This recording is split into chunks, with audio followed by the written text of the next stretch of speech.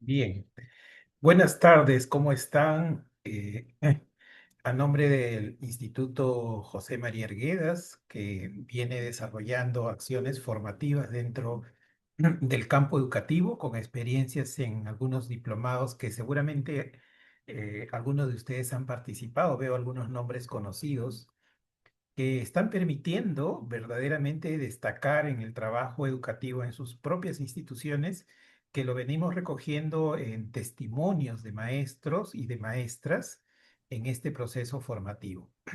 Y ahora en esta especialización que les está permitiendo también ingresar a un mundo en que ya vamos a estar casi permanentemente en el tema de la neurodiversidad, en el tema de la inclusión. Seguramente el currículo nacional, señalan ya los expertos, va a estar con una columna vertebral el tema de la neurociencia, la neurodiversidad, la inclusión como parte de los currículos, por ejemplo, internacionales.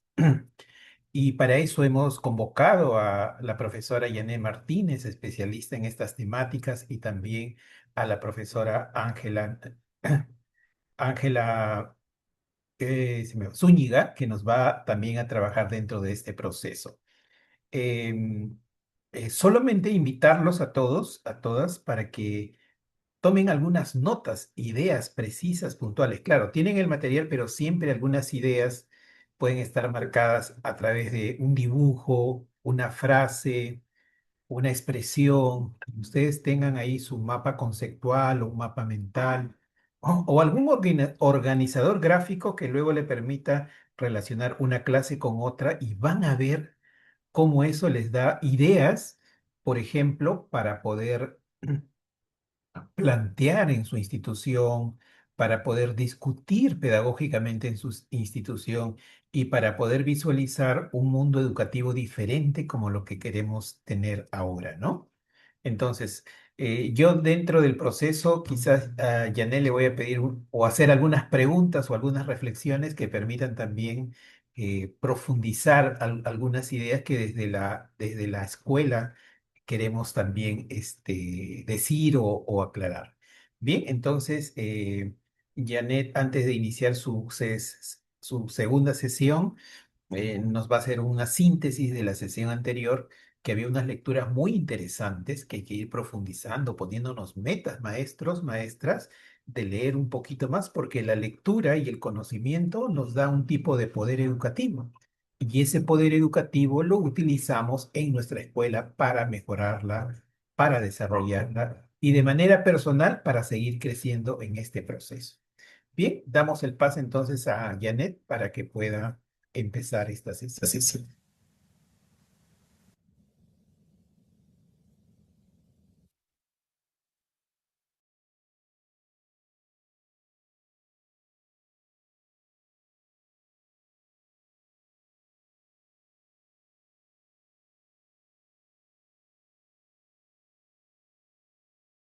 Buenas tardes con todos. ¿Me confirman que están viendo la pantalla? Sí, se ve, se ve. Sí. Muchas Ujú. gracias, Danilo. Y como bien lo ha señalado, la lectura es parte de lo que significa nuestra formación profesional. Como buenos docentes sabemos que siempre van a haber información nueva, pero que hay que buscar que ésta sea confiable. Y lo que hemos venido seleccionando para cada uno de los módulos es un conjunto de lecturas, al comienzo pocas, y el día de hoy se van a, por lo menos en el PPT estoy dejando varias lecturas muy interesantes, algunas las voy a comentar en la clase de hoy, pero les recomiendo que lean, ¿no? La ventaja del Internet, las nuevas tecnologías, justamente tiene que ver con tener información digital, pero lo más importante es que sea información confiable, porque hay también eh, muchos neuromitos y información que no necesariamente les va a repercutir en una formación sólida. En este caso lo es.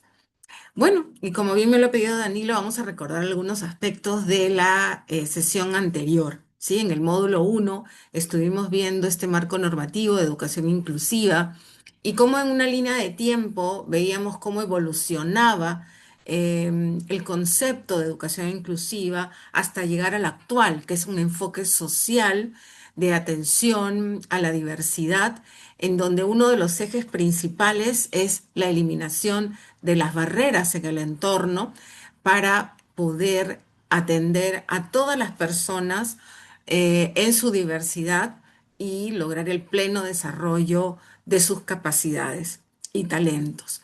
Veíamos cómo desde un modelo médico, ¿no? En donde las personas con discapacidad eran recluidas en centros de salud, en escuelas especiales, aisladas, a comienzos del siglo pasado, fuimos avanzando hacia la normalización y donde empieza este fenómeno de la integración para que los niños pudieran participar de la escuela regular con aulas de apoyo. Y un hito muy importante fue la conferencia de Yomtien y de Salamanca, mediante la cual logramos luego en el año 2006 y al 2015 un marco legal, que fue la Convención de la ONU, en la que se señaló como uno de los objetivos de desarrollo, la inclusión, y que pasa a ser un aspecto de voluntarioso, ¿no? De somos buenas personas y por eso dejamos a los niños diversos integrarse a la escuela regular, sino a ser un derecho humano exigible. Y en esa lógica también vimos cómo los enfoques contemporáneos de la inclusión colocaban al rol de la familia y al rol de la comunidad en algunos lugares específicos y diferenciados. La familia brinda apoyo emocional, participa de las decisiones educativas. Esto es importante porque a veces los docentes excluimos a los padres porque pensamos que nosotros tenemos el dominio total. Y de hecho somos profesionales de la educación y tenemos un saber y por eso nos preparamos. Probablemente nos formamos mucho más que los padres de familia en temas de educación, en temas de desarrollo humano, en temas de psicología. Sin embargo, ellos son los padres y tienen una responsabilidad sobre sus hijos y pasan mucho más tiempo con ellos que quizás nosotros, además a lo largo de la vida del individuo, de la persona. Y la familia requiere apoyo. Por tanto, la escuela debe dejar de pensar de que su único foco es el estudiante, sino más bien incorporar a través de diversas actividades, no necesariamente charlas, sino más bien talleres, padres, hijos, espacios en donde puedan compartir y aprender a ser mejores papás. Y también en relación a la comunidad, pensar que las personas que puedan tener desarrollos diferentes al común, ¿sí? Necesitan, igual que todos, espacios culturales y deportivos. Y eso tiene que ver con el rol de la comunidad, de los municipios, de las municipalidades, de los líderes comunitarios y de los urbanistas que organizan viviendas o espacios, barrios, eh, comunidades, en términos generales, que deben de pensar en que todas las personas no son iguales y por tanto, si tenemos personas con diferencias o con déficits sensoriales, de visión, de audición, deberíamos incorporar espacios, formas de que las personas que tengan, por ejemplo, estos déficits o cualquier otro, o una condición de TEA, TDAH, déficit cognitivo, síndrome de Down, problemas emocionales, que también son problemas que forman parte del desarrollo humano, entonces, que puedan tener acceso a estos espacios recreativos y deportivos y culturales. El arte no está vedado para nadie, pero obviamente se necesitan adecuaciones. Las redes comunitarias inclusivas y la participación social también son todos estos aspectos muy importantes que van a generar impacto en la calidad de vida de todas las personas, porque ustedes y yo y las personas que tienen diferentes habilidades necesitan ser autónomos, es decir, valerse por sí mismos, manejarse en la ciudad sin el peligro que los puedan atropellar o los puedan engañar, o no puedan escuchar, no puedan ver o no puedan sentir o percibir o no encuentren alguna, de pronto, infografía, imágenes que puedan guiarlos en su devenir, o también que puedan conseguir un trabajo, tener la posibilidad de desarrollar habilidades que les permitan subsistir por sí mismos, ¿sí? Y manejarse de la mejor manera. Así como participar en la vida social de la comunidad, son ciudadanos. Un niño o una persona con cualquier condición evoluciona en la vida, no se queda niño, no es un niño y necesita sentir que es capaz de salir a votar, de poder también elegir, tomar sus propias decisiones. Y esto le va a devenir en un bienestar emocional para realmente sentirse incluido.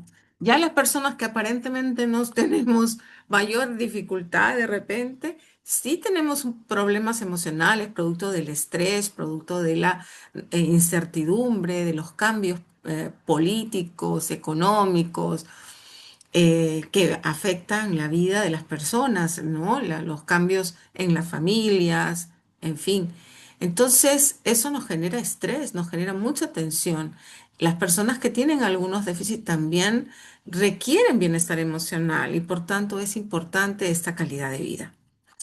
Y otro aspecto que vimos en este tema del enfoque social de la discapacidad tiene que ver con que entonces es el entorno el que procura a las personas esta falta, esta imposibilidad de desarrollarse con autonomía, con seguridad, con bienestar emocional, con participación social, con la posibilidad de ir a un teatro, a un cine. ¿Por qué no pueden hacerlo? Porque hay barreras.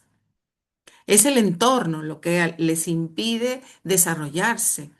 Y entonces existen barreras actitudinales como prejuicios, estigmatización, también hay bajas expectativas, no solamente de los docentes frente a lo que puedan desarrollar los niños o los adolescentes, sino también los padres de familia y la propia sociedad que dice, no, tú tienes síndrome de Down, solo podrás hacer tales actividades, ¿no? El techo, ¿por qué se lo ponemos nosotros?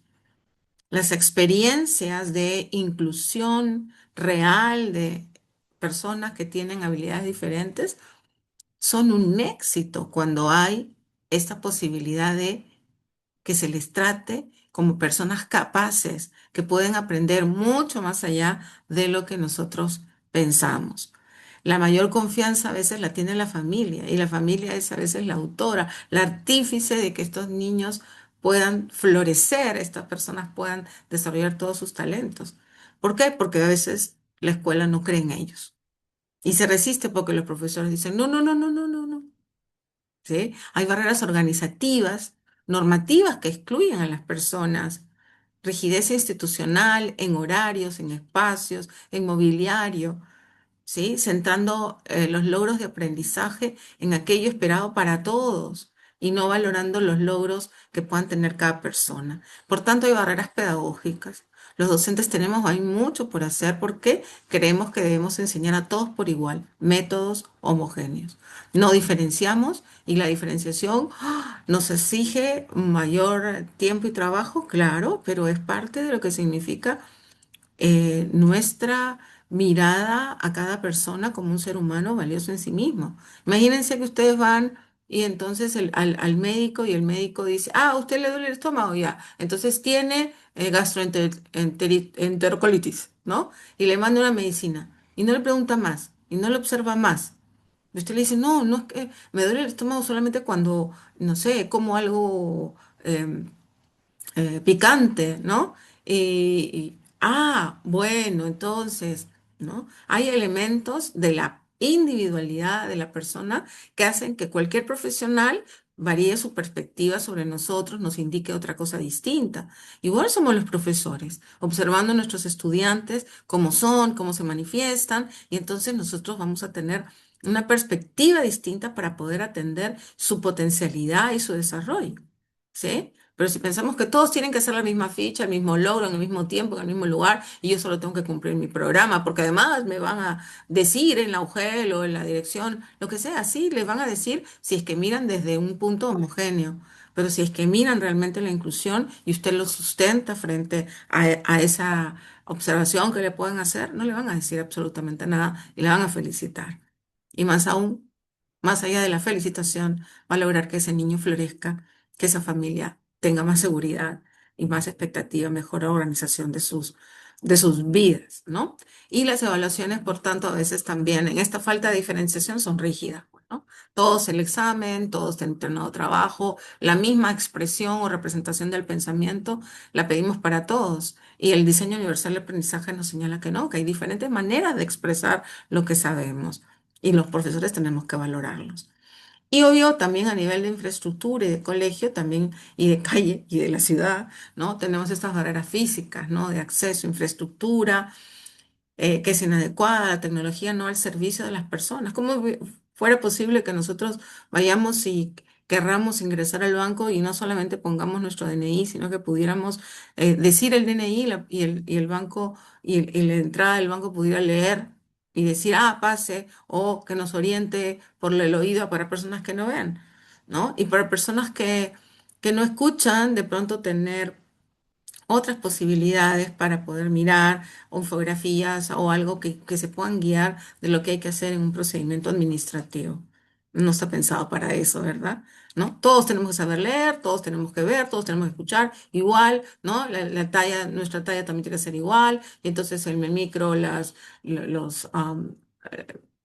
estas agarraderas para poder uno viajar están arriba. Se dan cuenta como todo está como, no está pensado para todos, está pensado para quizás alguien dice las mayorías. No sabría decir si las mayorías son todas, no tienen ningún problema.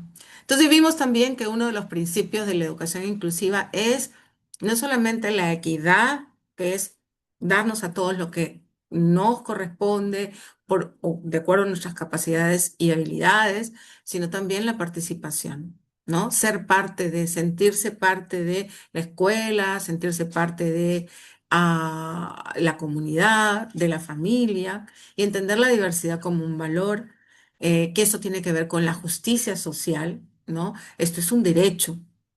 No estamos haciendo ningún favor a los niños de incluirlos. Es nuestra responsabilidad hacerlo. Y para eso también implica una flexibilidad en el manejo de la currícula. Y vimos un poco lo que era la diferencia entre integración e inclusión.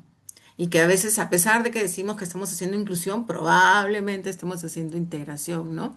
Porque lo que estamos buscando es que el estudiante se adapte al sistema, no que el sistema se adapte al estudiante. Lo tenemos ahí, como presencia física, pero no lo hacemos participar, está a un lado, a un costado, ¿no? Le damos algo distinto, lo sacamos del salón, renegamos hasta veces de él.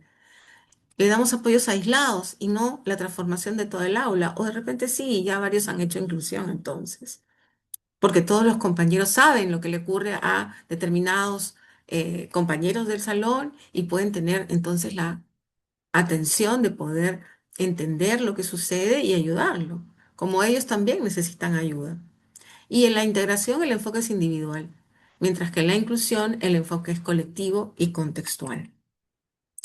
Vimos también que había muchas políticas, ¿no? No las voy a enumerar porque salieron un montón, ¿verdad? Tenemos la Política Nacional Multisectorial en Discapacidad para el Desarrollo del 2030, la Ley de la Persona con Discapacidad y tiene su reglamento, y la institución CONADIS como un consejo que vela por el cumplimiento de estas normas. Hay muchas otras normas que ya en relación a la educación se señalan, la Ley de Educación Inclusiva, que nosotros la tenemos y que pone como interés nacional la capacitación docente. De allí esta especialización, este diplomado, este programa que ustedes están siguiendo, ¿no?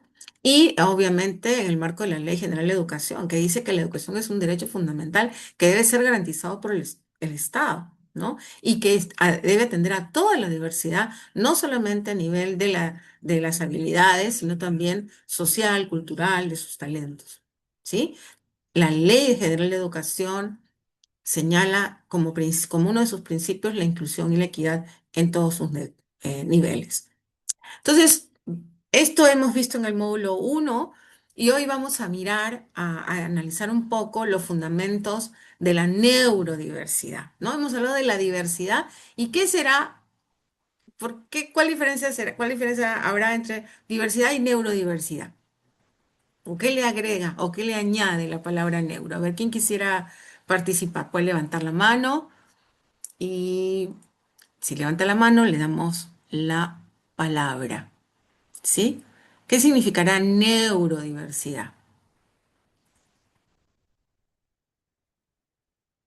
¿Quién quisiera participar? O pueden hacerlo en el chat también escribiendo, ¿sí? ¿Qué les suena la palabra neuro? Así libremente, ¿a qué le hace referencia la palabra neuro? Pueden escribir en el chat. A ver.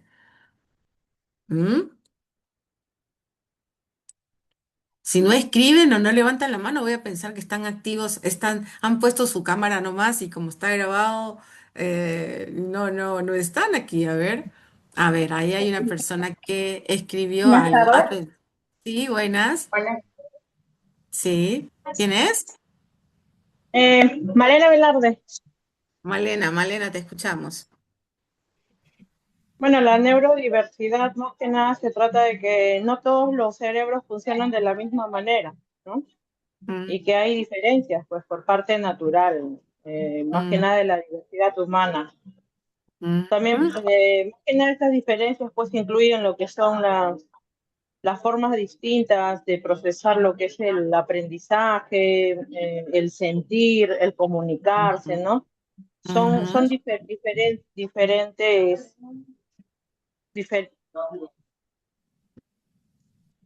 Diferentes manifestaciones de nuestro sistema nervioso, ¿verdad? Y ese sistema nervioso, como bien aquí lo señalan sus compañeras, Thais decía, cuando decíamos, ¿a qué nos referimos con neuro? Ah, gracias Malena por participar, ¿no? Thais decía, cerebro, neuronas, ¿no? Y la frase neurodiversidad, Gloria decía pensar diferentes, Patricia dice, los cerebros funcionan de diferentes maneras, Rosana dice variedad de formas de pensar, Amanda dice diferencias de pensar, actuar y sentir. Y A56 de Katy dice cada cerebro es único. Efectivamente, tienen ustedes toda la razón, ¿sí? Nuestro sistema nervioso es muy particular para cada uno de nosotros, ¿sí? El sistema nervioso no es solamente el encéfalo, ¿no? A veces pensamos en el cerebro únicamente, ¿verdad? El sistema nervioso es un conjunto de estructuras, entre ellas el encéfalo, el cerebro humano, pero también está la médula espinal. Y con todo ello implica, eso es el sistema nervioso central. Pero también tenemos un sistema nervioso periférico que está irradiado en todo nuestro cuerpo, ¿sí? Es así que cuando nos pinchamos con una aguja, ¿no? En el dedo, wow, ¿no? Todo lo que duele, hay sensibilidad, eso es el sistema nervioso, ¿sí? Cuando estamos de repente con un dolor en la pierna y no podemos caminar, la pierna se dificulta, hay una tensión de repente en el músculo y entonces se manda un mensaje, no camines, ¿no? No apoyes, te duele, ¿no? Están los nonireceptores, estas células nerviosas que nos ayudan a identificar el dolor y a protegernos, como también otras células nerviosas que nos permiten mirar o escuchar, es decir, células nerviosas vinculadas a los sistemas sensoriales, que nos mandan información, ¿no? Y a través de este input, estas células nerviosas destinadas a captar la información del mundo externo e interno, y que le mandan esa información a las áreas de nuestro cerebro para decir, ah, es de día, ¿no? Ah, huele a pescado o parece una manzana porque tiene la forma, el tamaño, el color, y si la puedo morder, digo, sí, es una manzana, porque hay cosas que pueden parecer manzanas y no serlo, ¿verdad?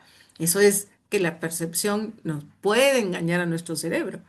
Y también puede ser que vamos a ver una película y unos ven una cosa y otros ven otra. Unos se acuerdan de algunos hechos o algunos personajes y otros nunca lo vieron.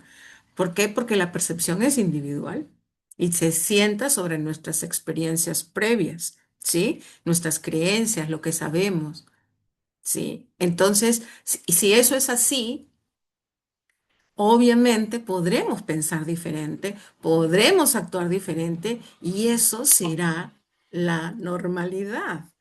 Cuando más bien los profesores o los padres quieren que todos sean iguales, todos sus hijos iguales. ¿Por qué no eres igual a tu hermano? Porque es otra persona. O nosotros que decimos, ay, ¿por qué tengo un alumno que no logra el enseño? Por más que le enseño, todos han aprendido y él no. porque es diferente, ¿sí? Su tiempo, su percepción, su manera es diferente. Y no necesariamente tiene un déficit. Ojo con eso, ¿ok? Muy bien, el propósito de esta sesión entonces será que ustedes comprendan la diversidad como un valor, que analicemos la cultura escolar inclusiva y reflexionemos sobre la convivencia escolar desde un enfoque crítico y aplicado. Y para eso vamos a mirar un video y luego me van a comentar qué han sentido o pensado cuando han visto este video. ¿Ya? ¿Ok? Entonces vamos a ver aquí. Muy bien.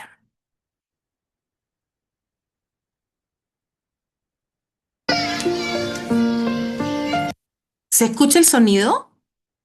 ¿Se escuchó? Sí, se ¿Se escucha. escucha? ¿Sí? Perfecto, entonces voy a dejarlo. Miremos y observemos bien. Hoy vamos a hacer una actividad muy especial. Vais a ir cogiendo una foto y hacer un dibujo, un retrato de la persona que os haya tocado, ¿vale? Me ha tocado Luis. Luis es este.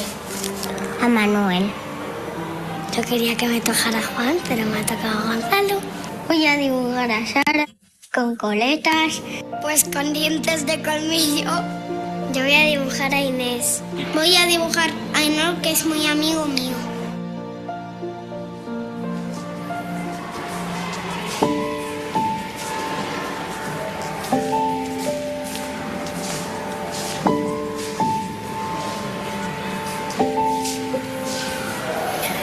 Bueno, esta mañana hemos estado haciendo una actividad en la clase, hemos hecho retratos cada uno de un compañero o compañera.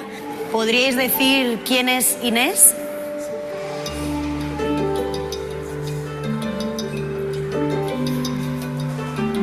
¿Quién es Luis?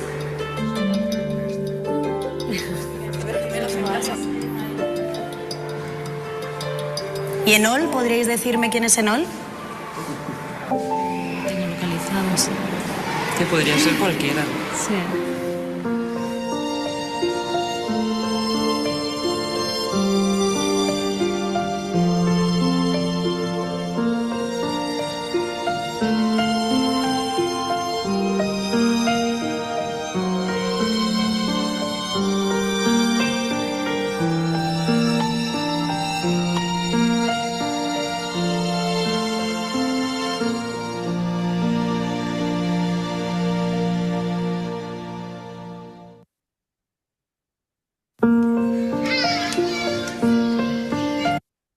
Muy bien.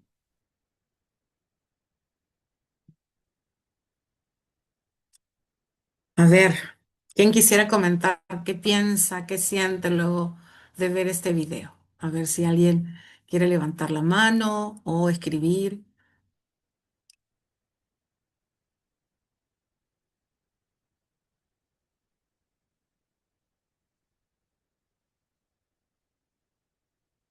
¿Quién quisiera comentar? Ajá, Katy. A ver, Katy, te escuchamos. Puedes Ah, abrir tu micrófono. ahora, Sí, ¿me sí, escuchan? sí, sí, sí, Eh, claro. bueno, yo lo que observo es que para la mirada de cada niño todos son iguales. Los niños no tienen prejuicios o que ellos puedan etiquetar a alguien. El que etiqueta o el que pone una condición es el adulto, más no los niños. Ellos miran Ujú, con el corazón. ujú. O miran otras cosas que nosotros no, ¿no? Así es. Ellos Sí. son tan inocentes, para ellos no hay diversidad, para ellos todos son únicos.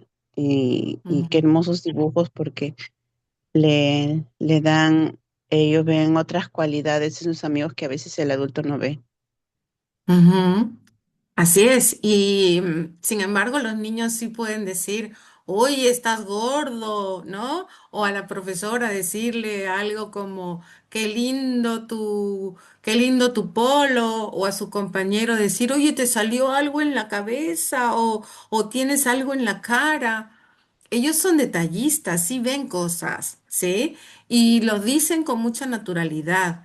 Am, Cuando hablamos de que ellos no ven diferencias, estamos hablando de esas diferencias que son descalificaciones, que quizás nosotros sí hacemos, ¿no? Porque señalamos, este niño es un terrible, este niño no reconoce los colores, este niño se demora en terminar de comer o habla poco.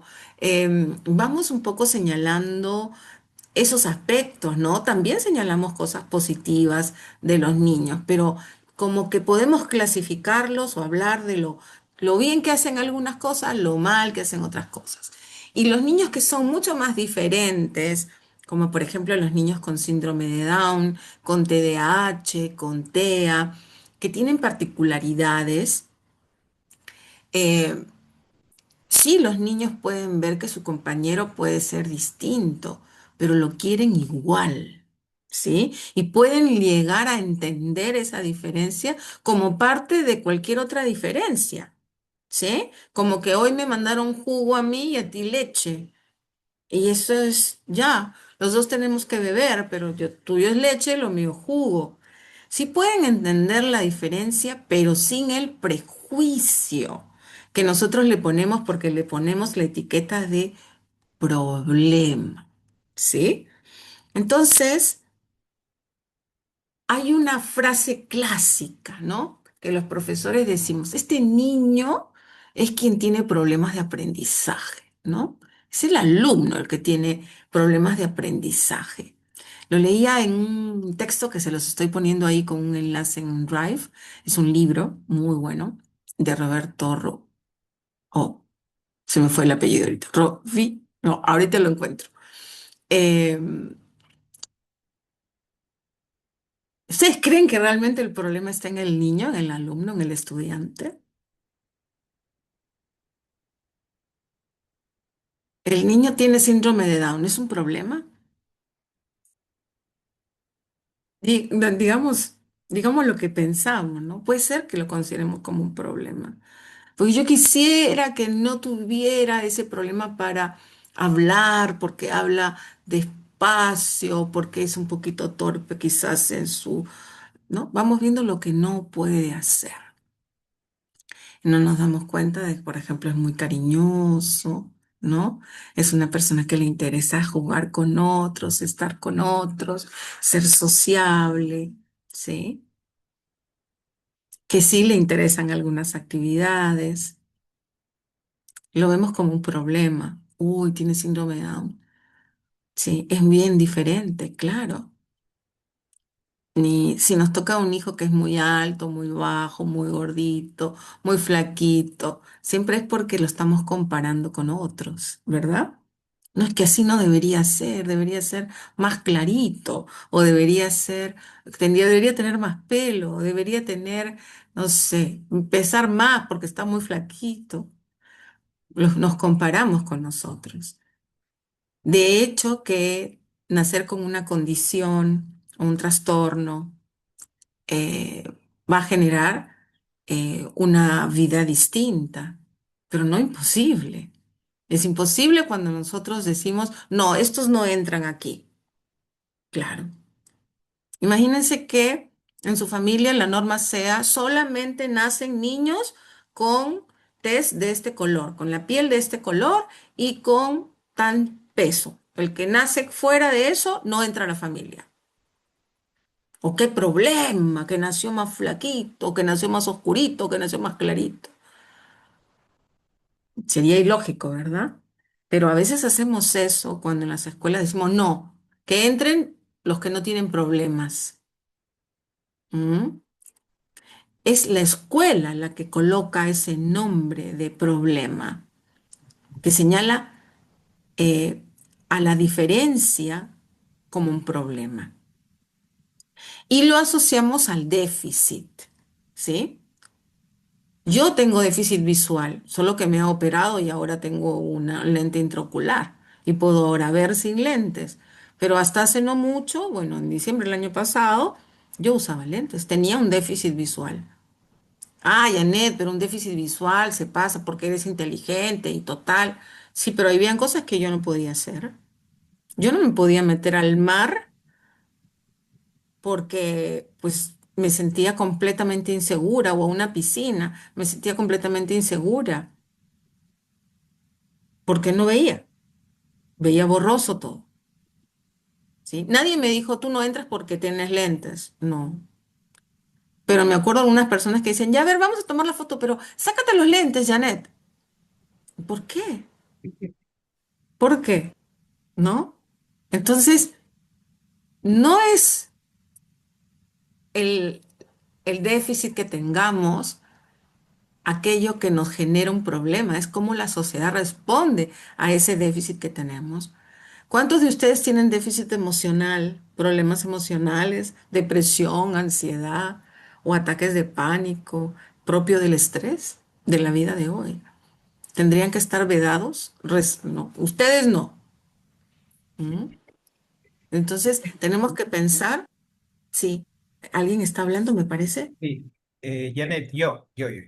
Dime, Mire, dime.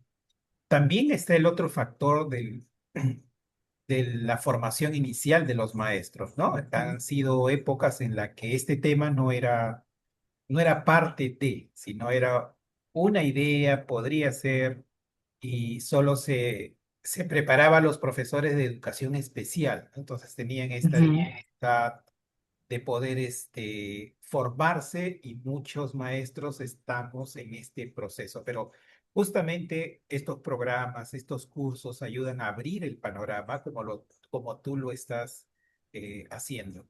La idea ujú. es que ahora miremos desde otro enfoque el tema de la atención a los diferentes niños y que nuestras creencias pedagógicas que están, hay que irlas colocando a un lado, ¿no? Yo quiero niños, a ver, escógeme inicio del año escolar, todos los que están bien. ¿Qué es eso, no? Todos los que están bien. Y a veces creemos que ese es el éxito del docente también, ¿no? Pero creo que el éxito hoy del docente debería ser cómo atiende a esas diferencias. Ese profesor Ujú. exitoso, valorado, por ejemplo, que no está en el marco del buen desempeño docente. Debería agregarse ahí una parte que ese docente exitoso debería ser quien atiende a esas diferencias. Y para eso, Ujú. formación continua y para eso una mirada a la formación inicial y para eso mirar esas diferencias como una oportunidad y no como un problema. Eso es lo que... Así es, qué lindas palabras. Y justamente tiene que ver con que nuestro sistema nervioso va evolucionando y no nacemos con un sistema nervioso completamente maduro, ¿sí? Nuestro sistema nervioso es un sistema activo y dinámico que se va desarrollando a partir de varios elementos. Un primer elemento es nuestra carga genética, es decir, todo lo que traemos de la familia de nuestro papá y de nuestra mamá, que hay una predisposición, una carga genética para el desarrollo de determinadas habilidades, para el desarrollo de nuestro fenotipo, ¿sí?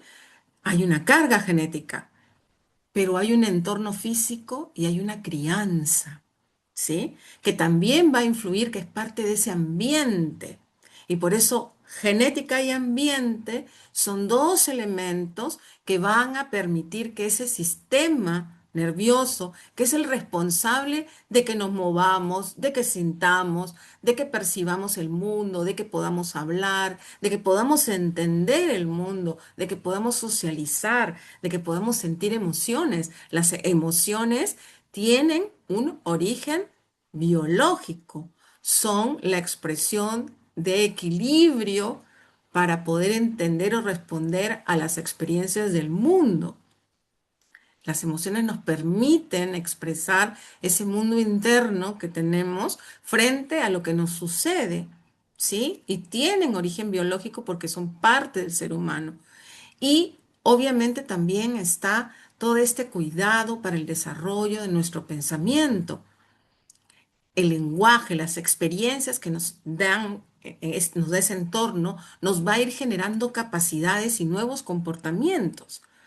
Si nuestra mamá nos habla desde pequeños, desde que estamos en el vientre materno, está habilitando este sistema cognitivo vinculado a la expresión oral, al lenguaje, generando sonidos que luego voy a reconocer cuando yo ya nací, mi papá me habla y entonces volteo, ¿no? Me siento hasta más tranquilo porque es una voz que yo ya no reconocía, porque la percepción, que es esta interpretación del estímulo, se da después del nacimiento, pero sí tenía la sensación, que es esta posibilidad digamos, de sentir, vuelvo a repetir la palabra, de la sensación, de que ese impulso nervioso que me genera ese sonido activó a mí algo allí y quedó registrado en mí células nerviosas que cuando yo lo recibo, cuando ya nací, lo reconozco, algo me suena familiar. Y si mi mamá me sigue leyendo y me sigue hablando y me hace cantar y me hace jugar con las palabras, voy a poder desarrollar mi lenguaje oral básico para poder luego leer y posteriormente escribir. El lenguaje oral es un desarrollo que forma parte de nuestro sistema nervioso y está allí, es biológico, es innato. En cambio, el aprendizaje de la lectura y la escritura es eso, un aprendizaje, algo que es externo, que me van a enseñar, que necesito aprender, pero la base es mi lenguaje oral. Y esto tiene que ver con otro proceso muy importante de este neurodesarrollo que empieza desde la formación de la placa neural en los primeros días de nuestra concepción, cuando ni siquiera la madre sabe que está embarazada, tercera semana, ¿sí? No sabe que está embarazada y ya se está construyendo la placa neural que va a dar origen a todo el sistema nervioso. Y a partir del sexto mes de embarazo empieza algo muy importante que se llama mielinización, que tiene que ver con el desarrollo de una lipoproteína, que es una grasita, ¿sí? De proteína que permite que pase mucho más rápido el impulso nervioso producto de la experiencia. Yo tengo una experiencia, por ejemplo, la primera vez que nos bañaron, que sentimos el agua, generó impulsos nerviosos al interior de nuestro sistema nervioso y cuanto más me bañen, más seguido, y voy a tener esas experiencias y me alimente mejor, esa mielina que va a ir cubriendo el axón de mi neurona va a permitir que esa información del agua más fría, del agua más caliente, del agua más tibia, la sensación de bienestar, la vaya entendiendo más rápidamente y cada vez que me vuelvan a meter lo voy a disfrutar, salvo que haya sido una experiencia negativa, ¿no? No lo voy a disfrutar si es una experiencia que ha sido adversa a mí. Pero la experiencia más la alimentación. ¿Y por qué digo la alimentación? Porque la lipoproteína es eso, se alimenta de los nutrientes que el ser humano va a ingerir a través del alimento. Y por eso la leche materna, una alimentación balanceada en los primeros años de vida va a ser vital para este proceso de mielinización que termina llegando a los 30 años. Es decir, nuestro cerebro termina de madurar hacia esa edad. Y la mielinización empieza siempre de atrás hacia adelante, ¿sí? De arriba hacia abajo, acuérdense, ley cefalocaudal, próximo distal del centro hacia los lados, y por eso el niño puede abrazar, puede rotar. No hace pinza desde que nace, eso lo hará al final.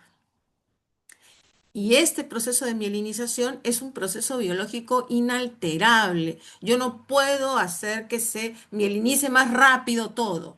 No. Somos una especie humana que tiene un ciclo de maduración. Nacemos inmaduros. Nuestro sistema nervioso está en un 75% en los primeros años de la vida y poco a poco va a ir alcanzando el tamaño del adulto y toda la configuración del adulto, pero hacia los primeros 1000 días, 75% es un montón, ¿no? Casi adultos. Pero eso es producto de las experiencias, del buen trato al niño, de una adecuada alimentación. Entonces, es un proceso biológico que tenemos que acompañar.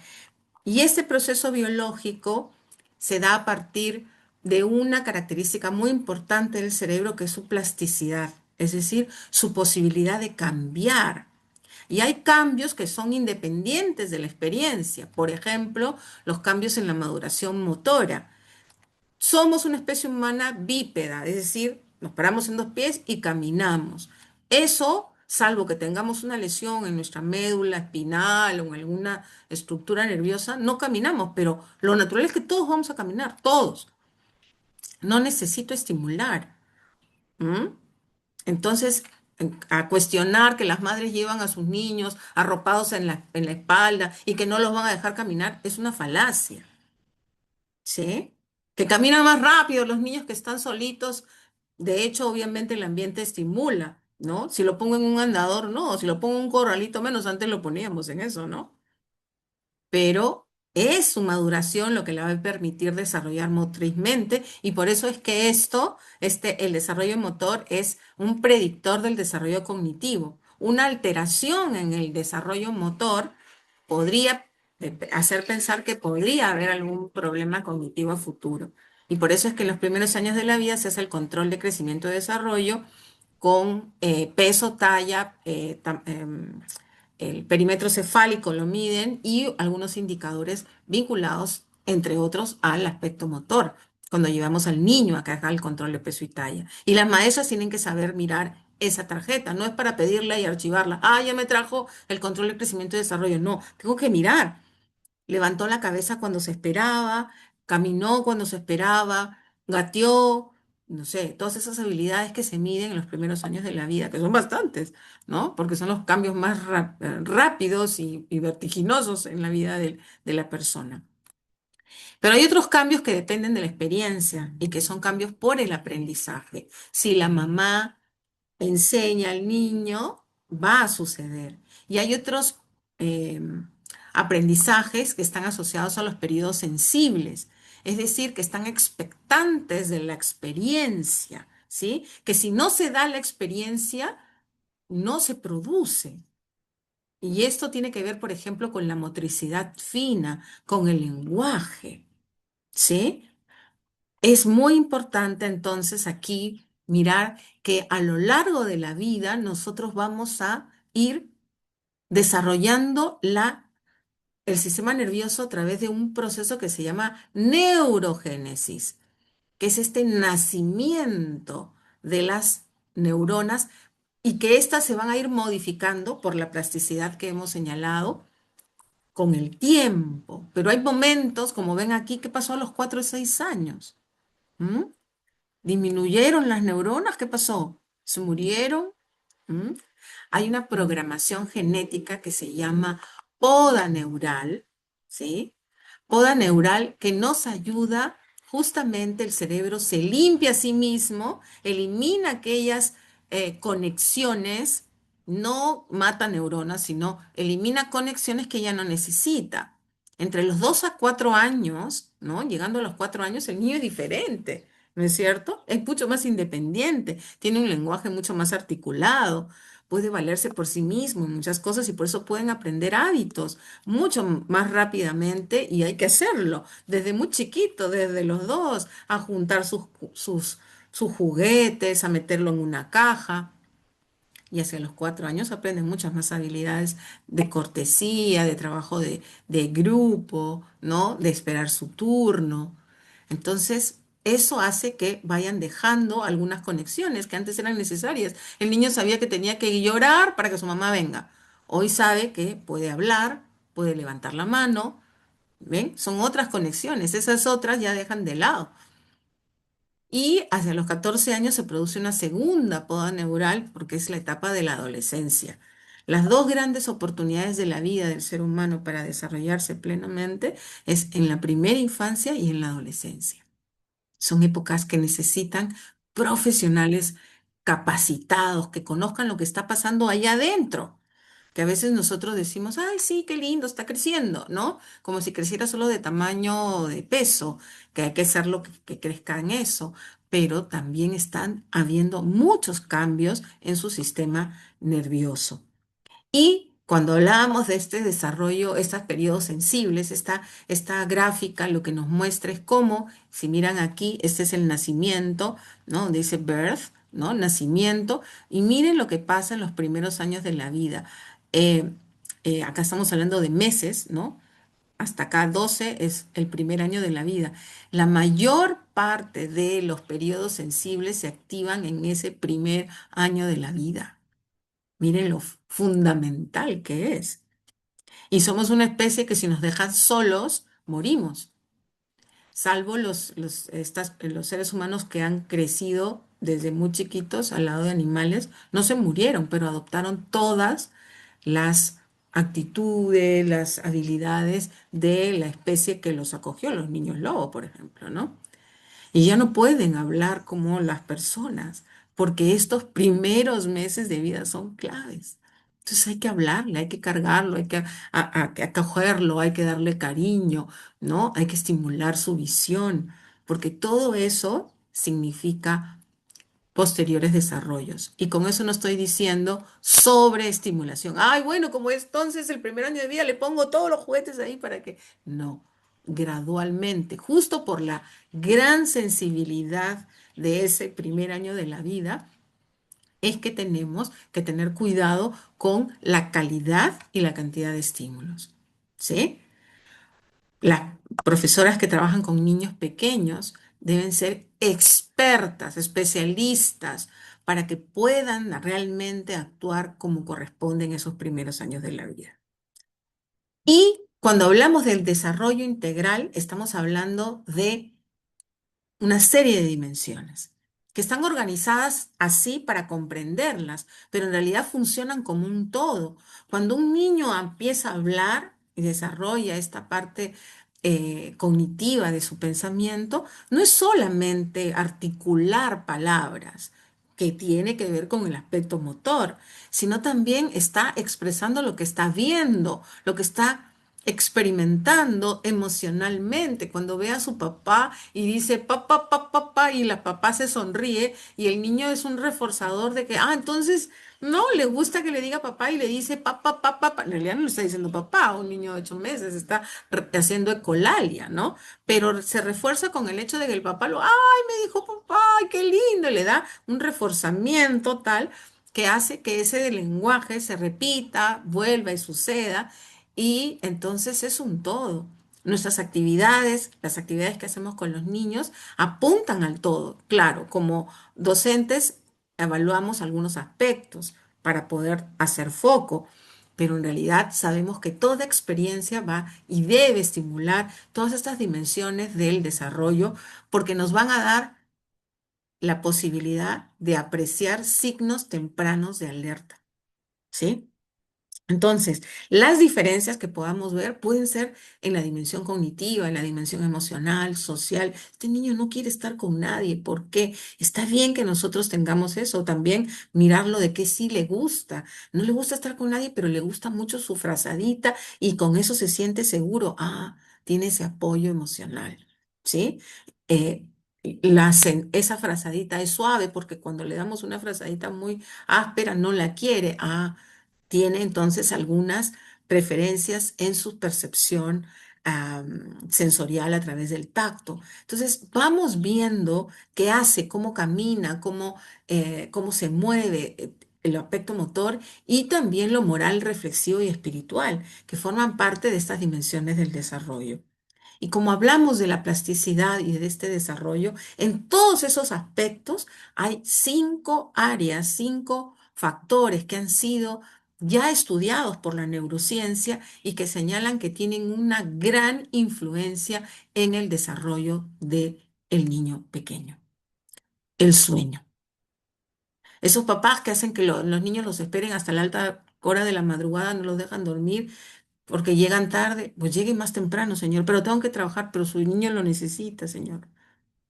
Entonces sí, hay situaciones económicas difíciles, yo entiendo, pero el niño necesita dormir la cantidad de horas, hacer su siesta. En los primeros años de la vida esto es clave, porque mientras dormimos se activa la hormona del crecimiento, se consolida el aprendizaje, se eliminan las toxinas, las neurotoxinas. Dormir es sano, no solo para un niño. Miren, estos elementos han sido estudiados. Yo enseño un curso en la universidad que se llama Neurociencia del Ciclo Vital y vemos cómo esto influye en la primera infancia, en la adolescencia y en nosotros adultos, muchísimo. Pero ahora que hablamos del niño, el niño necesita dormir y descansar. Pausas, que en el salón hay algún lugar donde puedan poder descansar. No todo es actividad, hay momentos en que hay que poder ayudar al niño a relajarse, una música o una colchoneta, cojines, ¿no? Saber pasar de actividades tranquilas a actividades de mucho movimiento, porque el movimiento es otra de los factores que influyen en el desarrollo cerebral de la primera infancia. El niño pequeño actúa por el juego, aprende por el juego le enseña todo. Entonces, si lo tengo quietito, quiero tenerlo así quietito, 15 minutos para los niños de 3 o 4 años es un montón. De ahí tienen que moverse, actuar, pero el caos me mata, ¿no? No puedo verlos moviéndose dentro del salón porque siento que he perdido el dominio de la clase. Falso de la falsedad. El niño necesita moverse, ir al jardín, al parque, jugar con cosas, hacer diferentes actividades. Y los niños, aún que tienen algunas diferencias en su neurodesarrollo, también necesitan moverse. De repente, los que tienen algún problema motriz con mayor dificultad, pero no dejan de necesitar moverse, cambiar de espacio, ¿sí? Tal es el caso que si no se mueven salen llagas, ¿sí? Se atrofian algunos músculos cuando no los estimulamos. Entonces, la psicomotricidad es importante. No que hagan solo un caminito y ya regresen y se sientan, no. Que se muevan, que jueguen con ligas, con sogas, con pelotas, con formas para estirarse, para gatear, para trepar, diferentes juegos. El movimiento es clave para aprender acerca del niño al mundo externo. Y en ese mundo externo también está la interacción social. Ya las investigaciones de Mary Helen y Mordino Young, que también se las estoy citando en la bibliografía, nos señala que cuán importante es el vínculo, la socialización, el compartir espacios que tienen que ver con la cultura, con la crianza, con el estás allí, con el que hay una regularidad en que nos toca comer, nos toca jugar, nos toca... Y por eso cuando a los niños en el aula les ponemos como una distribución de tiempo con figuras, con imágenes, y ellos van pudiendo mirar qué sigue y ahora qué pasa, van teniendo seguridad de ese ambiente y van aprendiendo a que también lo comparten con otros, ¿sí? Poco a poco. Cuando son más chiquitos, existe el juego paralelo hasta los 2 años y de ahí ya a través de la aparición del lenguaje aparece esta posibilidad de jugar con otros, de decirle no, o dame, o préstame, ¿no? Que aprenden recién a esa edad, porque recién aparece el lenguaje, antes no, antes si quieren algo van y lo jalan y lo toman. Y esto está asociado también a este estrés producto de situaciones que pueden afectar la vida de un niño en desarrollo. La deprivación afectiva, el hecho de no tener un cuidador que le brinde la seguridad, y por eso es que no hay que ir cambiando de cuidador. Es difícil a veces, ¿no? Porque nos ayuda la mamá, nos ayuda la tía o ayuda la nana, eh, pero hay que educarla a esa nana, a esa persona, a ese hermano mayor, hermana mayor, de que ese niño necesita cobijo, necesita sentir que satisface sus necesidades. Eso de dejarlo llorar para que aprenda y para que no, no. Claro, alguien puede decir, ah, claro, como tú, yo también he tenido mis hijos, sé lo que es. Y entiendo que es desesperante cuando un niño llora y uno no sabe por qué, pero lo vas a ir entendiendo. Y el llanto es una expresión también. Y la deprivación no solamente es afectiva, también es psicológica, que va por ahí por lo afectivo, y también puede ser un aspecto de violencia o maltrato físico, ¿sí? Y si no sexual. Entonces eso genera una elevación de una hormona que se llama cortisol, es un neurotransmisor de también se me fue el nombre ahorita, adrenalina, ¿sí? Que va a activar esta suerte de circuito hipotalámico que hace que nosotros podamos aprender desde muy temprana edad a estar en una situación de alerta y de defensa. Y eso lo aprendemos desde chicos. Entonces necesitamos darle al niño calma, tranquilidad. Me van a decir, Janet, pero la vida tiene muchos problemas, lo sé, pero son tuyos. Como adulto, trabájalos, pero no se lo traslades al niño. Él no te pidió nacer y díganselo a los papás. No. Entonces, más aún si tiene algunas situaciones en las que necesita del apoyo. Llámese que tiene algún déficit sensorial, motriz, TEA, TDAH, sordera o tiene algún problema motor o discapacidad cognitiva. Ese niño puede estar sometido a un estrés que vendría a ser esta suerte de emisión de cortisol que bloquea áreas tan importantes como el hipocampo, una estructura que se encarga de coordinar las memorias. Entonces las personas se ponen tensas y se genera una suerte de permanente respuesta tóxica, respuesta arbitraria, respuesta a veces puede ser violenta o agresiva, producto de esta suerte de no comprender qué está sucediendo. Y las personas se adaptan a ese estrés y viven así.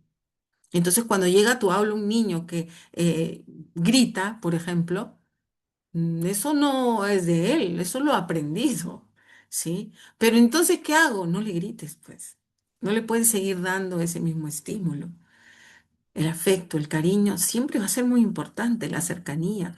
Hay niños que no les gusta que los toquen, por ejemplo, los niños con TEA, huyen un poco esa sensación porque la piel, la parte del tacto lo tienen mucho más sensible y entonces sí hay que saber tratarlos. Y va a sonarles a grito, hasta nuestra propia voz, tenemos que educarla. Si es muy chillona, porque solemos las mujeres tener quizás hay un timbre un poco especial a diferencia de los varones, pues tengo que regularlo, trabajar mi voz, mi cercanía. Algunos niños necesitan que les hable muy cerquita porque tienen déficit auditivo, muy lejano, y eso también genera esa posibilidad de tener un vínculo. El vínculo es clave. Y un aspecto biológico que no lo he mencionado aquí es la alimentación y nutrición, lo mencioné antes, lo dejo para el final un poco porque esto es parte de la educación, ¿no? ¿Qué alimentos damos a nuestros niños van a generar reacciones en su comportamiento?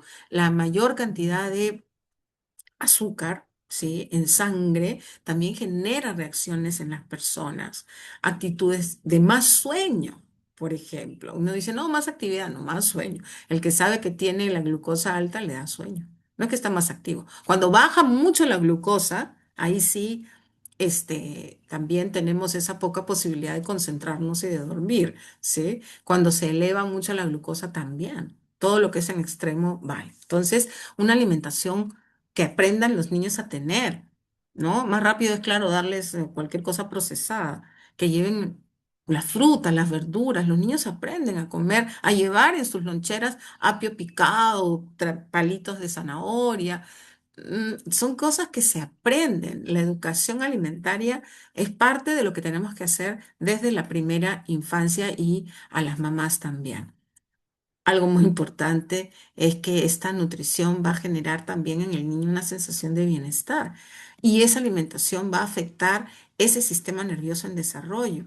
Si no hay sodio, si no hay potasio, si no hay vitamina A, si no hay hierro, ¿cómo se van a fortalecer esas neuronas? Estás eliminando esa posibilidad. Por eso es que es un crimen mantener la anemia en los niños como estamos en el país. ¿Sí? Necesitamos que no haya desnutrición crónica porque eso va a afectar ese sistema nervioso en desarrollo. Ya que nosotros nos desnutramos y tengamos anemia, bueno, es un problema de salud que hay que atender, pero no va a dictaminar lo que ya hemos logrado cuando de niños hemos tenido una sana alimentación. ¿Por qué creen que duran tanto las personas que vienen de quizás el campo o de otra crianza alimentaria? ¿Sí? Tiene que ver mucho con la alimentación y la nutrición. Entonces nos decía Danilo que hay que mirar la diversidad como un valor, porque la diversidad en la que todos somos diferentes, producto de esta historia que cada uno hemos tenido. Les llega a sus manos no un niño que acaba de nacer, es un niño que tiene una historia desde la gestación y desde antes, porque acuérdense que les he dicho que viene desde la carga genética y su crianza. Entonces, esa diversidad con la que llega no es un problema, es una oportunidad, porque cada quien traerá muchas cosas positivas y muchas cosas como retos para superar. Y es la escuela la que dice, este niño tiene problemas porque como tiene un currículum y si no logra conseguir ese aprendizaje, está mal, ¿no? Lo desapruebo, ¿no? O le pongo B, o le pongo C, o le pongo todo el tiempo así, o le digo, su niño tiene problemas, ¿no? Le digo a la mamá, vaya a buscar un psicólogo, vaya no sé qué, ¿sí? No está mal que le digamos que busque una asesoría especializada en algún tema si vemos algún problema y hay que destacar las profesoras que hacen todo el test de discriminación visual y discriminación auditiva desde que el niño llega, primer día de clase, los primeros días, eso es que hacerlo. ¿Sí? Y el sistema de salud tiene que enseñarle a las profesoras cómo se hace. Y si no sabe la profesora, que lo aprenda. Y si no lo aprende, que vaya al centro de salud y que allí haya una discriminación auditiva y visual. A todos, porque lo que no, si no entra bien el estímulo por los oídos, por la vista, ¿cómo va a salir? Lo que entra mal, sale mal. Entonces hay que cuidar la vía sensorial. Pero ya a pesar de que entre bien, toda la crianza y las formas de pensar, por ejemplo, si siempre a un niño lo han gritado, el grito representa a él un estresor. Y cuando sus compañeros griten, él se va a estresar más. Ya, y tú dices, ¿yo qué hago con eso? Comprenderlo, hablar con los compañeros. Pero ¿cómo tienes que comprenderlo? Conociendo su historia. Reúnete con las madres, con los padres de familia, con cada uno, no como para llamar porque están mal, no, no, con todos. Cada niño tiene su historia, cómo fue concebido, cómo fue esperado, cómo fueron sus primeros días, la madre, su relación con la familia, hasta que llegó contigo como su profesora. Entonces, esa historia te va a permitir entenderlo y hablar con tus niños dependiendo de la edad para que ellos también entiendan que no les gusta que griten, pues, o que se pone nervioso cuando de pronto alguien hace algo que para él puede significar un ataque, ¿no? O algo que lo asusta, o que necesita descansar un poco. ¿Mm? Entonces, tenemos que mirar que esa diversidad nos permite entender al ser humano. Por eso es una oportunidad. Es algo que no nos han enseñado a nosotros, ¿no? Todos necesitan, nuestros papás nos castigaban cuando nos sacábamos mala nota, ¿no? Solo le daban el premio y es más, le daban el primer puesto a quien sacaba 20 en algo, ¿no? Y los demás, ¿qué éramos? De cuarta. No, no, no. Todos tenemos que buscar ese 20 y no es así. ¿Por qué tenemos que tener 20 en todo? ¿Quién tiene 20 en todo en su vida? ¿Es buen papá, buena mamá, buen hijo, buen todo, buen todo? ¿Buen empleado, buen ciudadano? ¿O tenemos fallas, aspectos a mejorar? Porque estamos un proceso de desarrollo humano. Entonces, esas diferencias las tenemos que empezar a aceptar nosotros como profesoras. Y es un reto ayudar al niño a desarrollar su talento, su habilidad, encontrar las cosas buenas que hace y sobre eso caminar hacia los aspectos que pueden mejorar. Pero ayudar a que el contexto, sus compañeros, cómo programo yo mis horas de clase, mis espacios, mis materiales, lo ayuden. Si voy a darle la misma ficha a todos, o voy a dar el mismo tiempo a todos, o cada uno, ya los que saben, comillas, los pongo en grupo, los otros los pongo aparte. Hay que saber diferenciar entre lo que es una diferencia y lo que es un déficit. Cuando hay un déficit, obviamente voy a tratar de elaborar materiales que tengan menor nivel de dificultad, aquellos y también el superávit, hay que pensar, hay niños talentosísimos, entonces les debo preparar algunos materiales o alguna actividad o alguna pregunta que ayude a desarrollar eso. Eso es parte de mi trabajo.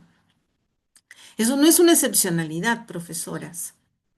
No es algo que me están pidiendo de más, no, no. ¿Es algo que no hemos hecho antes? Sí. ¿Algunos sí lo han hecho? Sí, también. Pero ahora lo tenemos que hacer porque tenemos más ciencia, ¿ok? Y para ello necesitamos una respuesta pedagógica flexible. Si entendemos la diversidad como valor, vamos a entender que nos toca a nosotros desarrollar en nosotros mismos competencias para responder pedagógicamente a las diferencias. No buscando que todos van a responder igual. Arma la torre de 3 cubos. Y si no la haces, te marco. No. ¿Qué tal si en vez de una torre de 3 cubos puede armar algo no con cubos, sino con otros materiales u organiza el espacio de otra manera? ¿Qué es lo que estoy buscando? ¿Nociones espaciales? ¿Es la única manera de demostrarlo? DUA, nuevamente, diseño universal de aprendizaje. ¿Cómo representamos lo que sabemos de diferentes maneras? Y es Bollino, Roberto Bollino, que yo me había olvidado del apellido, Bollino. Bollo iba a decir, pero sabía que no era Bollo. Es un libro muy bonito que él ha escrito y que nos señala lo siguiente. Es a partir de las interpretaciones que un fenómeno cobra un sentido determinado u otro. Por ejemplo, podrá ser un problema de aprendizaje o un error constructivo que opera como indicador didáctico. Si yo veo que un niño no puede hacer algo, no puedo señalar de frente, es un problema de aprendizaje, ¿no? Sino que es un mensaje, una señal, un síntoma de algo que está sucediendo. Y no necesariamente está sucediendo en el niño, sino puede ser en el contexto. Se burlan de él, entonces no habla, ¿sí? No es que no habla, ya de repente tiene algunas dificultades en el lenguaje, pero peor si los demás se ríen. Y los demás se ríen, ¿por qué? Porque la profesora lo permite, o porque la profesora también lo hace, ¿no? O no le explica a sus compañeros de que él tiene una manera muy particular de hablar.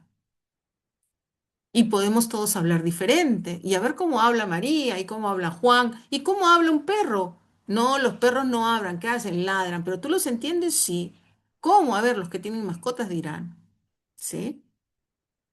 ¿Y hablamos todos igual? No, las personas que viven en el norte hablan de una manera, las personas que vienen del oriente hablan de otra manera, las que vienen en el sur hablan de otra manera, ¿cierto? Las personas, los bebés hablan de una manera, las personas mayores hablan de otra manera.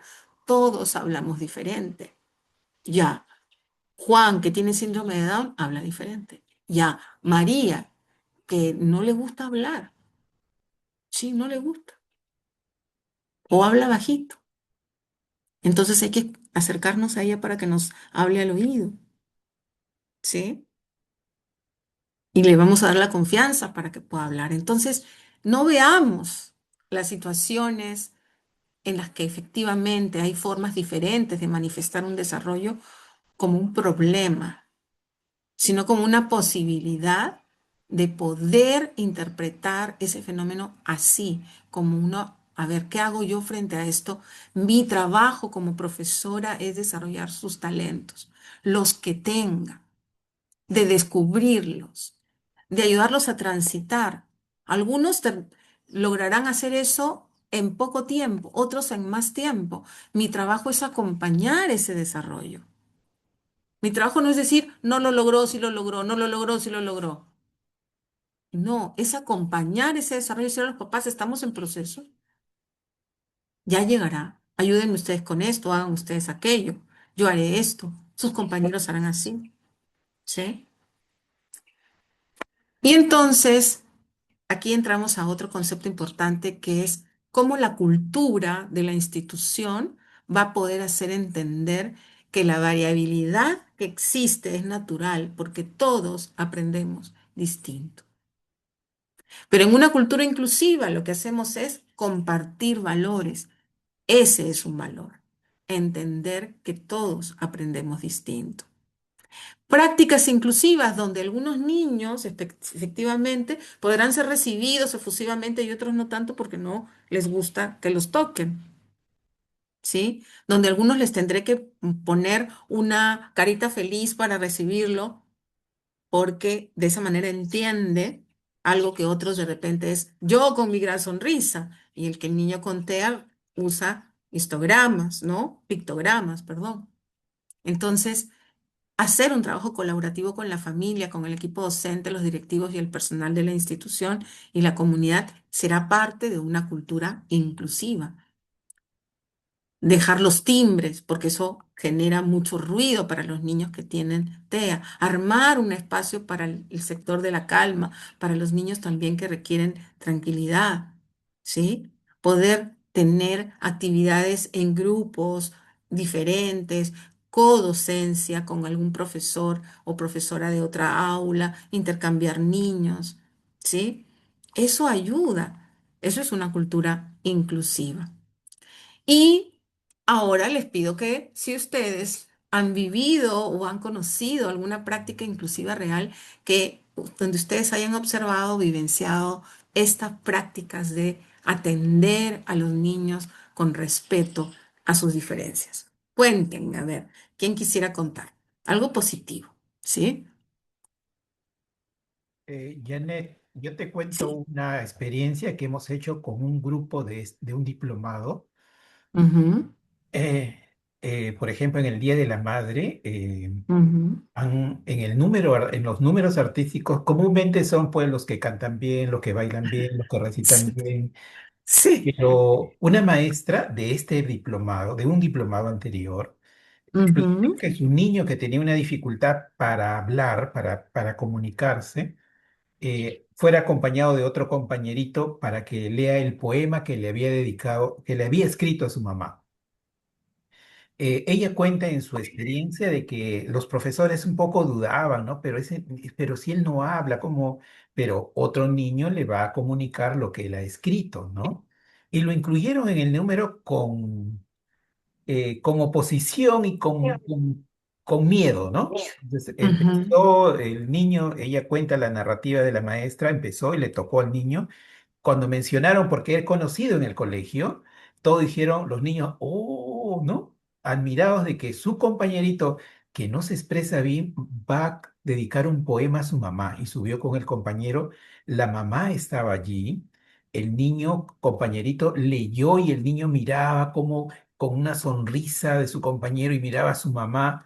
Y los niños aplaudieron toda esa acción y la mamá, claro, emocionada lloró, ¿no?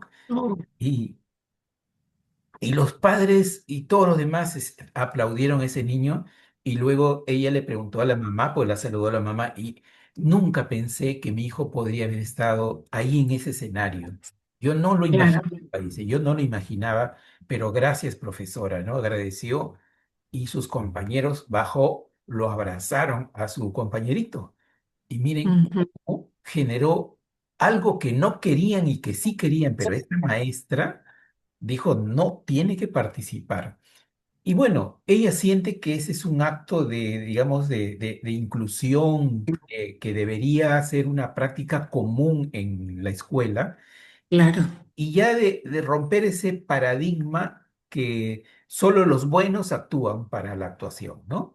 Entonces, claro, ella está recogiendo este testimonio, le he pedido que lo escriba para que lo publique, claro.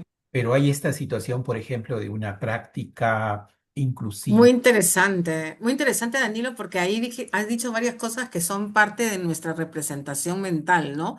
Este tema de a quienes consideramos buenos, ¿no? Y que todos tienen que hacer lo mismo también, ¿no? Si alguien puede leer por mí algo que yo siento, pienso, porque yo no quiero decirlo, o porque me siento corto, o porque no puedo articular, y el otro sí.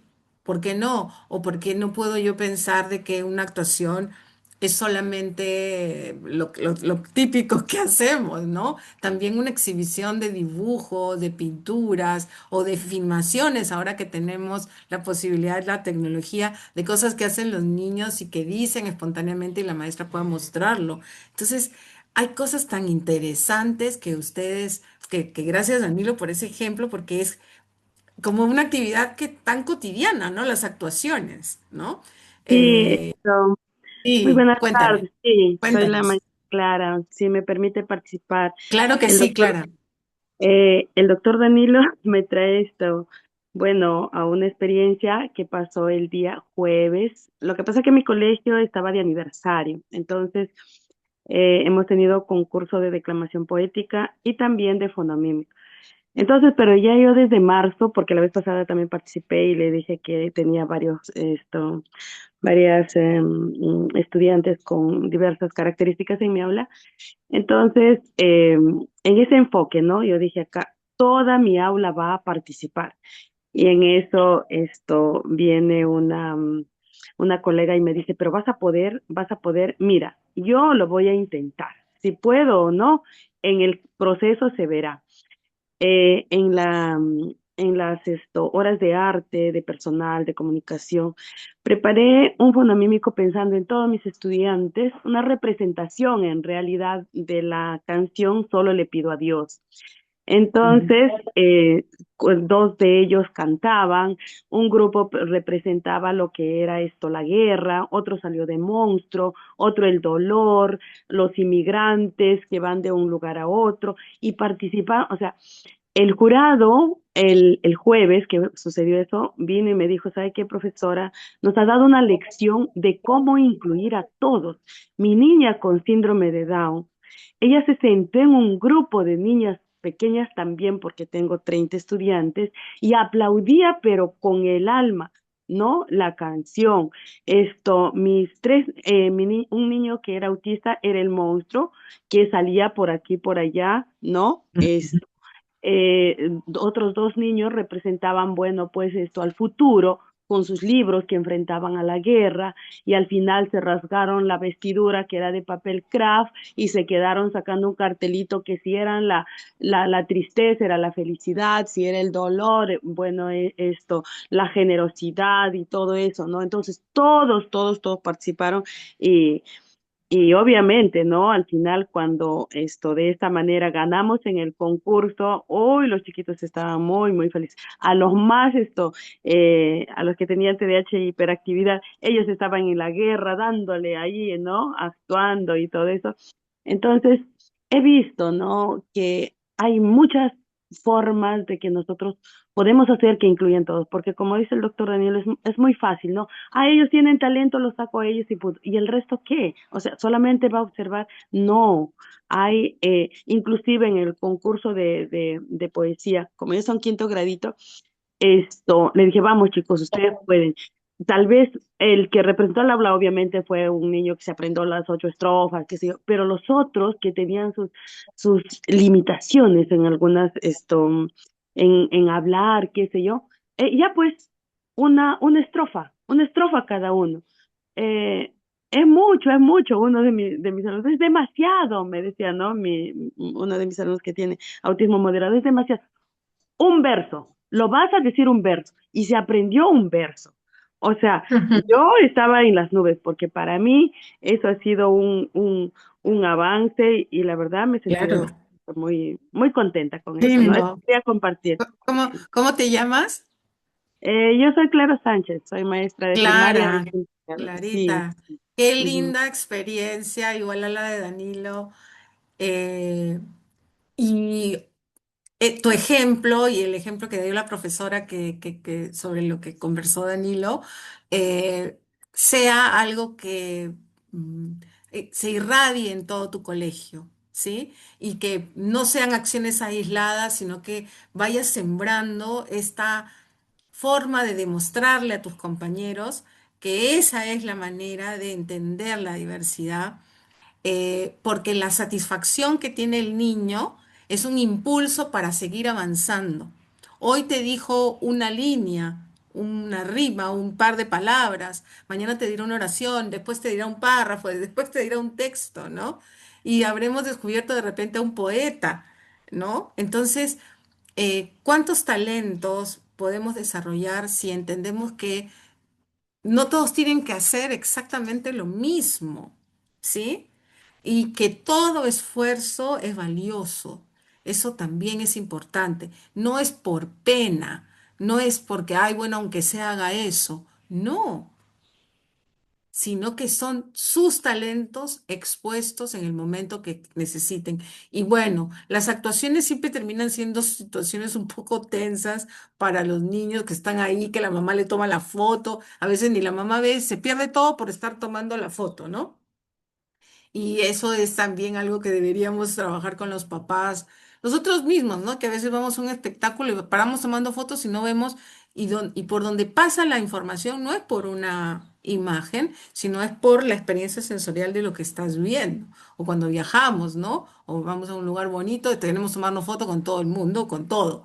Y en realidad disfruta la experiencia y la tecnología eso nos está robando de eso. Entonces, hace muchos años yo también era maestra de aula y me acuerdo que nos dimos cuenta las profesoras de que había mucha tensión. Entonces decidimos hacer como tertulias con los niños, eh, solo los niños, ¿no? Y entonces ellos hacían su teatro, repartían sus dulces, sus postres, sus frutas, todo lo que ellos habían preparado y veían la actuación de algunos que cantaban, otros que bailaban entre ellos.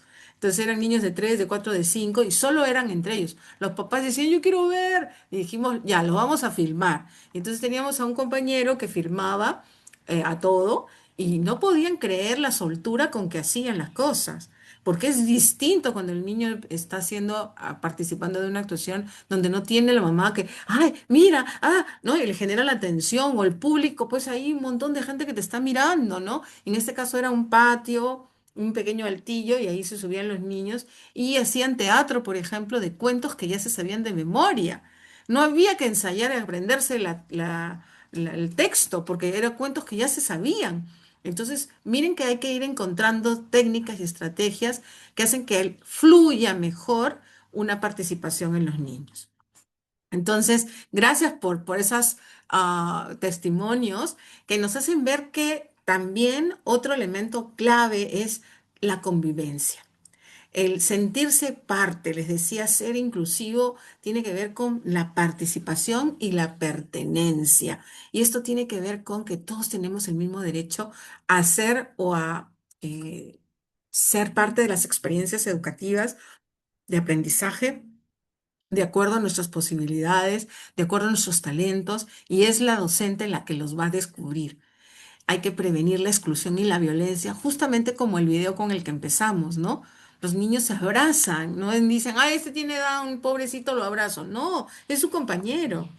Y aprender a vivir en las diferencias, ustedes están siendo pioneras, porque mañana más tarde no les va a ser ajeno a este niño que va a crecer viendo que hay alguien que tiene TEA o que alguien y quizás no va a diferenciar estos nombres, sino que no le gusta conversar o prefiere los pictogramas para expresarse o de repente es muy efusivo o de repente se cansa muy rápido o le gusta estar haciendo muchas cosas y entonces se va a dar cuenta que todos podemos ser diferentes y no somos malas personas.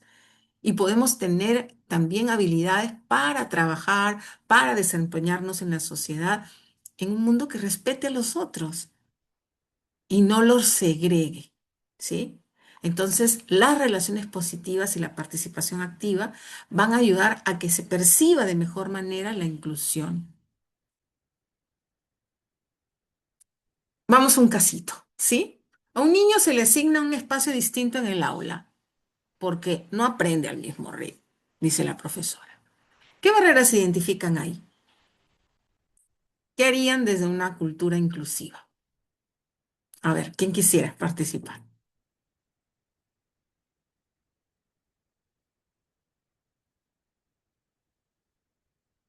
Eh, se puede, con eso se Claro que ve, sí.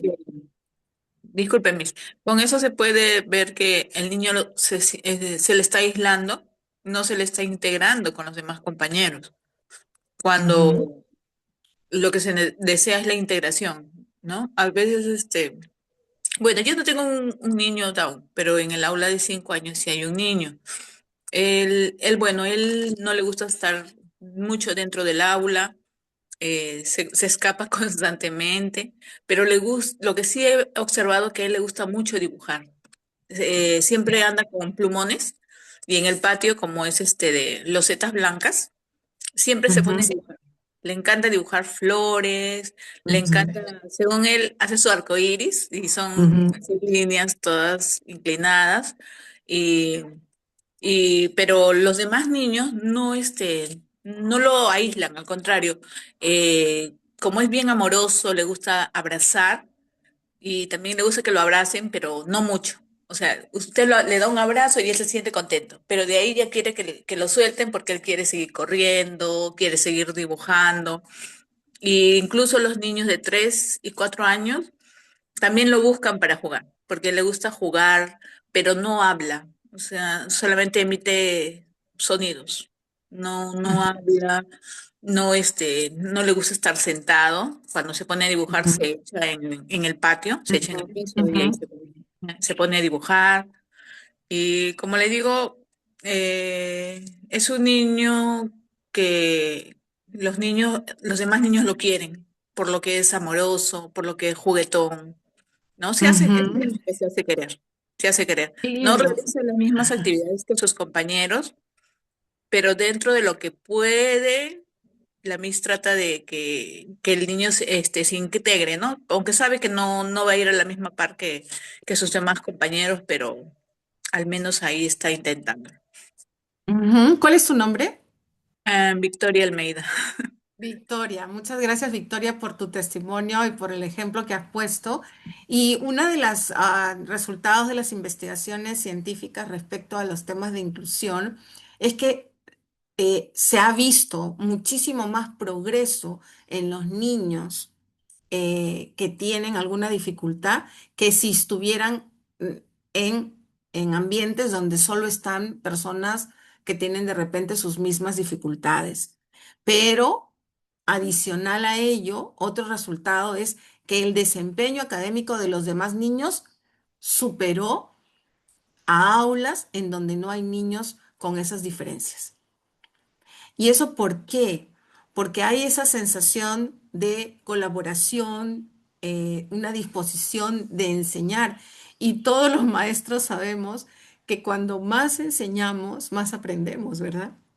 A mí me pasa cuando preparo las clases. Me pongo a leer tanto que digo, Dios mío, a ver qué les digo de todo esto, ¿no? Y empiezo a entender muchas más cosas, porque cuando uno enseña a otro o ayuda a otro es cuanto más aprende. Entonces los niños de diferentes edades que juegan con este niño que tú nos has señalado como ejemplo, le están dando una cantidad de estímulos a su cerebro, a su sistema nervioso, que en algún momento va a haber muchas cosas importantes en su desempeño. Muchos logros que no vas a ver ahora de repente se van a ver después. Y de repente ya están habiendo logros que no estamos advirtiendo. Y hay que señalarlos porque es una forma muy importante de reconocer progresos que no son de repente agigantados como lo vemos con los otros niños. Pero sabemos que los propios niños pequeños a veces avanzan y a veces retroceden, producto de algún problema emocional o de salud, ¿verdad?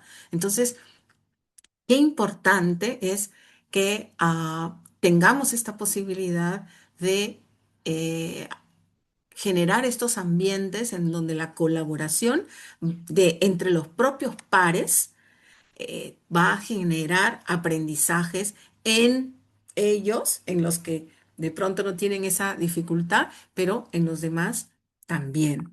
¿Sí? Vamos a revisar lo aprendido entonces, que hasta aquí hemos llegado un poquito.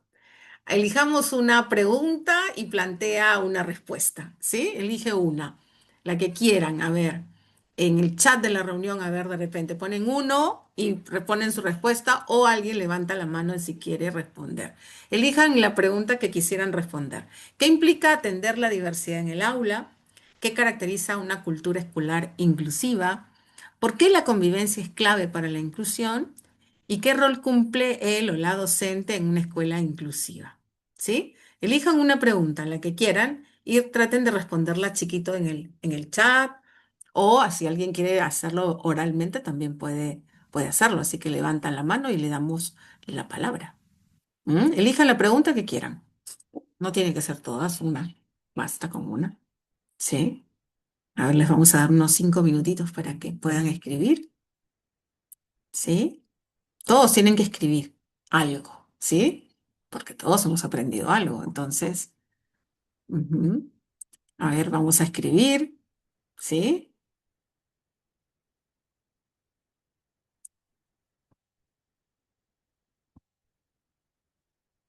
Escribamos nuestras respuestas de la pregunta que queramos. ¿Sí? Elegimos una y respondemos.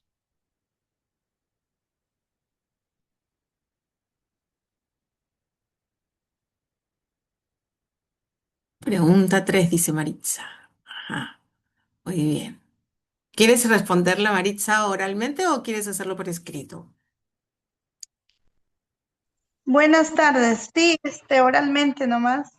Ok, muy bien. Entonces, Maritza, a ver. Y tenemos también a Malena, que ya escribió una respuesta. A ver, antes de darte la palabra, Maritza, vamos a leer la respuesta de Malena. Dice, ¿qué rol cumple el docente en una escuela inclusiva? El docente es un mediador y guía que promueve oportunidades de aprendizaje para todos, adapta su enseñanza y fortalece un clima de respeto, participación y equidad. Muy bien, muy bien. Y creo que en la misma pregunta, Gloria dice, el rol de las docentes es muy importante en el aula inclusiva. Ahora sí, Maritza, ¿qué respuesta querías dar a qué pregunta? Bueno, respecto a la pregunta, ¿por qué la convivencia es clave para la inclusión? ¿No? A mi parecer, la convivencia en sí permite, pues, que todos los estudiantes compartan el mismo espacio, ¿no? Interactúen, aprendan juntos, más que todo el respeto por delante, ¿no? Es decir, respeta que cada uno tenga a su ritmo la plasticidad cerebral propia, de acuerdo a lo que usted nos ha tratado de explicar, ¿no? Y bueno, al relacionarse en este sentido se generan las experiencias afectivas, sociales, que fortalecen las conexiones neuronales, ¿no? Y bueno, también evita la exclusión y construye pertenencia.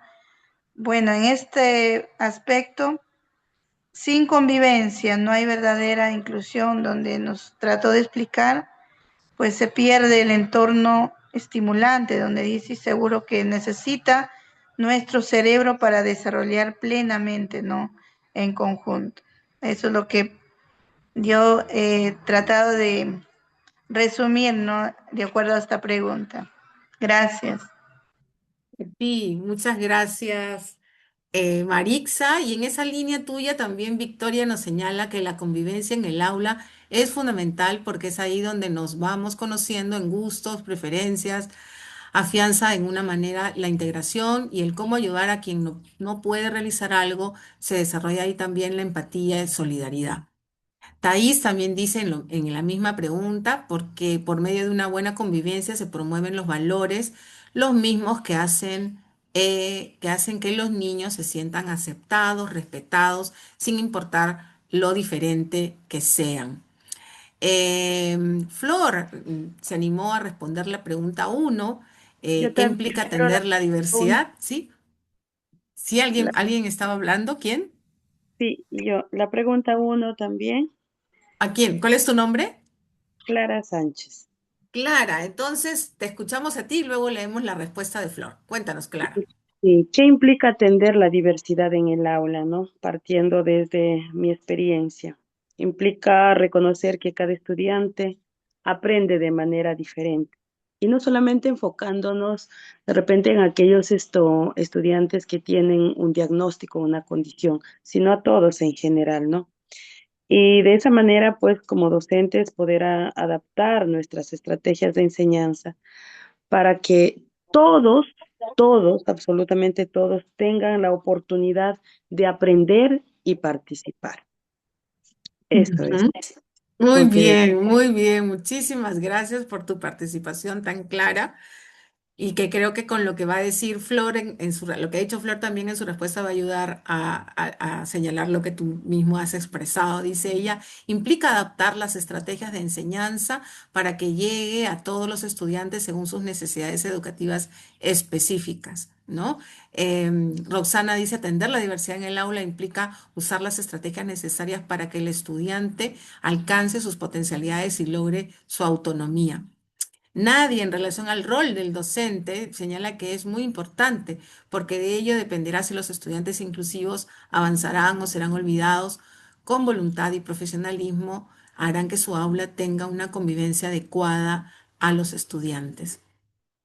Danilo nos comparte la respuesta a la pregunta 2, que qué caracteriza una cultura escolar inclusiva. Y él nos señala que una cultura escolar inclusiva se caracteriza por transformar la escuela en un espacio donde todas las personas son valoradas y participan plenamente sin importar sus diferencias individuales, sociales o culturales. No se trata solo de aceptar la diversidad, sino de organizar la vida escolar para que esa diversidad sea reconocida como riqueza. Amanda señala que atender la diversidad implica atender a todos en el aula, respetando la individualidad de cada uno. Y Patricia dice que la convivencia es clave para la inclusión, para practicar la empatía, el apoyo y no etiquetar. Asimismo, todos nuestros estudiantes se animarán a participar sin temor a equivocarse. Muy bien, el error no punitivo, sino una oportunidad de aprender. Nokia dice, porque la convivencia es clave para la inclusión, porque para la interacción, para el aprendizaje, respeto y la tolerancia. Rocío señala que el rol del docente es muy importante en el aula, que de ello también depende el aprendizaje de los niños dentro del aula y su autonomía. Qué ricas, qué ricas contribuciones. Todos hemos llegado a contestar estas preguntas que han sido parte de lo que hemos trabajado el día de hoy. Y también quiero dejarles estas ideas clave, fuerza, ¿no? La diversidad no es un problema que tengamos que resolver, al contrario, es una oportunidad para enriquecer el aprendizaje. La inclusión no depende solo del docente, así que también es eso, hay que saberlo reconocer. Depende también de una cultura escolar compartida y por eso los directivos que participan de las capacitaciones son claves porque ayudarán también a que las familias y la comunidad se sumen a este derecho. Y no puede existir inclusión sin una sana convivencia. Tenemos que aprender a vivir juntos, que implica lo que ustedes han dicho, respeto, participación y pertenencia. ¿Sí? Esto es fundamental.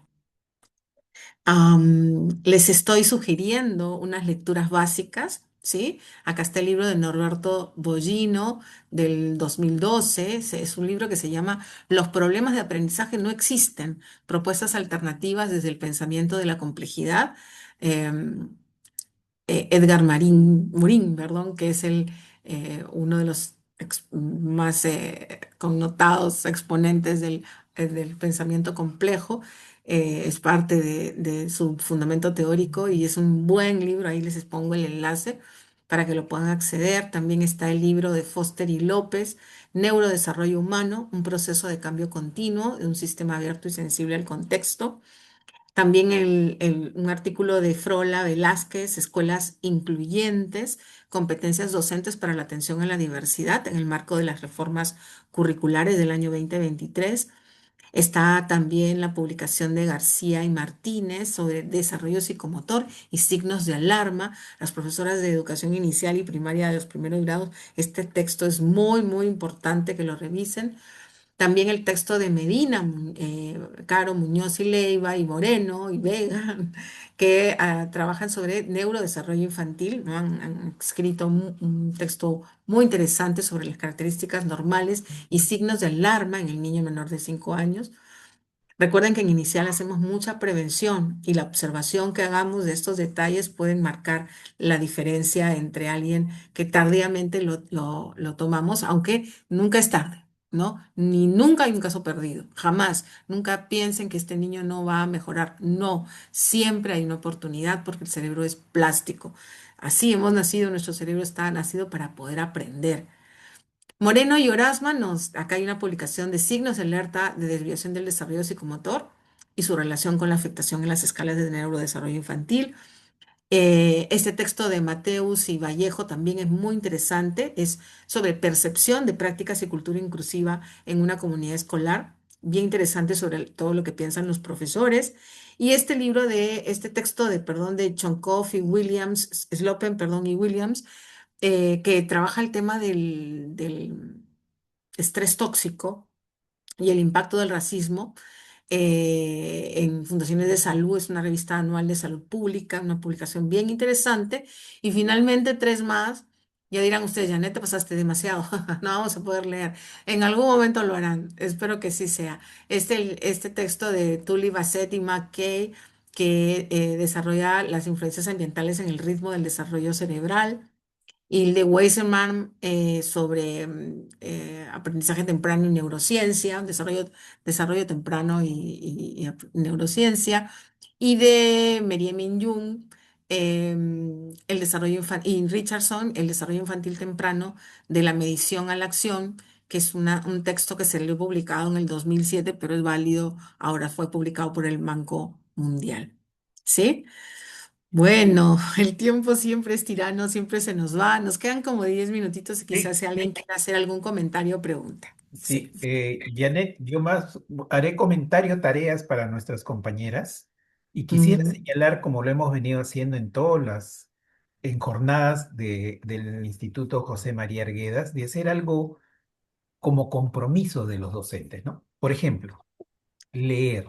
Un profesional de la educación tiene que leer sí o sí. Un médico permanentemente lee porque hay mucha información. Un enfermero, un ingeniero. Ahora, por ejemplo, ¿cuánto estarán leyendo los ingenieros por estos sismos que han habido en Venezuela, por ejemplo? ¿Qué pasó allí? Un país que no tiene esta situación comienza a revisar. Un educador, como ustedes, maestras, no puede dejar de leer. Janet les está brindando un conjunto de materiales y miren, busquen su estrategia, bajen un artículo, vayan revisando y por ahí agarran una idea y sobre esa idea ustedes comienzan a ir trabajando. Yo les aseguro que eso les va a dar mucha apertura, mucha posibilidad de seguir comprendiendo y formándose en la carrera. Lecturas. Dos, recuerden que todos los maestros tenemos nuestras creencias pedagógicas. Hay creencias que por decir, ese niño tiene una situación, problema y lo pongo al fondo, ¿no? Porque no, o mi creencia, ese niño me va a bajar el promedio de notas de mi aula, ay carambas. O creencia, los padres luego se van a oponer, ¿por qué tenemos a ese niño allí o esa niña ahí? Entonces, esas creencias hay que irlas como quitándolas, sacándolas, porque eso no nos ayuda mucho en ese proceso, ¿no? Y el tema que tocaste, Yané, el tema de las familias, ¿no? Ya pasó la situación de talleres informativos, ahora tenemos que hacer talleres reflexivos con participación de las familias para que puedan ayudarnos entre nosotros, la familia y la escuela. Por ejemplo, ¿sabemos las maestras de inicial qué desayuno, qué almuerzo y qué cenan los niños? ¿Cuál es el promedio, digamos, de alimentación semanal, fin de semana? ¿Y qué loncheras llevan ahí promedio y para hacer una configuración de qué está pasando ahí en tema de nutrición, como decía Janet? ¿A qué hora se acuestan nuestros niños como promedio? A ver, ¿hemos hecho alguna encuesta? ¿8 de la noche? ¿9? Después de la novela que la mamá lo acompaña, 10, 11. ¿Cuál es ese promedio, esa cultura? Ahora, ¿cómo sacamos esa información? Entrevistas, como decía una de las maestras, pero es entrevistas amables, ¿no? Uno a uno, en pares, para recoger información, para conversar con ellos y tener datos que me permitan a mí asumir una posición en la institución educativa o en la escuela. Y el tema de la cultura escolar, miren maestras, ustedes con 2 sesiones que van trabajando con Yané, sobre el tema de los derechos y el tema ya más científico, ustedes pueden argumentar en reuniones, necesitamos que los niños con una dificultad sean más visibles. Entendamos eso. ¿Y visibles dónde es? En las actuaciones, en las actividades. Una maestra ya me decía, yo voy a dar diploma a mi niño que tiene esta dificultad, creo que era un poco del oído, que no escuchaba. Yo le voy a dar un diploma porque él tiene una habilidad, es muy solidario. Perfecto. Y nunca dan diploma de solidaridad, ¿no?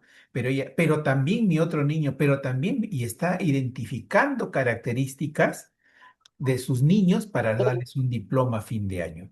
Sí, pues, porque todos merecemos, no solo el que sabe matemática, lectura, ¿no? Todos merecemos esa gran posibilidad de poder trabajar sobre eso. Entonces, una cultura escolar y ustedes, Katia, Amanda, Roxana, Malena, Rocío, Gloria, son un potencial para hacer cambios en su institución. ¿En qué momento? En reuniones, en coordinaciones, con sus colegas, para poner a encender esa chispa del tema que la inclusión es una riqueza, una fortaleza que nos puede ayudar como sociedad. Y eso es importante en ese proceso, ¿no? Y, y veamos también, miren, ustedes están preparados, como ha mencionado Janet en sus sesiones y en las próximas sesiones, para que cuando nos pregunten qué currículo necesitamos, qué currículo queremos, podemos hacer propuestas dentro del tema de la inclusión, de la diversidad, de la neurodiversidad, proponiendo situaciones curriculares que ya permitan englobar todos estos aprendizajes que venimos recogiendo. El tiempo nos ha ganado y te agradecemos, Janet. No sé si también por este proceso, digamos que creo que no hay muchos cursos de esto para maestras de educación inicial y el Instituto José María Arguedas preocupados en este proceso y yo los valoro mucho por estar hincando en temas nuevos que ayudan a comprender y que sobre todo a nuestras maestras que están aquí presentes, como decíamos siempre, un domingo de 4 a 6 su tiempo, implicando muchas cosas, es digno de que salga, por ejemplo, en un periódico, no sale publicado eso, maestra los días domingos, deberían salir, pero eso no es noticia, pero nosotros sí hagamos noticia en nuestras instituciones. Bien, no sé si del Instituto María Arguedas tienen algunas palabras de cierre. Luis, no sé si hay alguna indicación. Ya todos, la lista ya está puesta y creo que allí nada más nos quedaríamos, ¿no? Ah, acá dice Malena en institución, Jean Leblanc, no solo vemos los niños destacados académicamente, sino de sus diferencias. Muy bien, muy bien. Bien, hemos concluido entonces esta actividad. Muchas gracias, Yané, nuevamente, y nos estaremos viendo en las próximas sesiones. Y a todas Sí, las maestras, su merecido descanso. Mañana es feriado, háganse un descanso, un espacio también para eso que ustedes se merecen. Muy buenas noches. Hasta la siguiente sesión. Que estén bien. hasta luego y gracias a todas.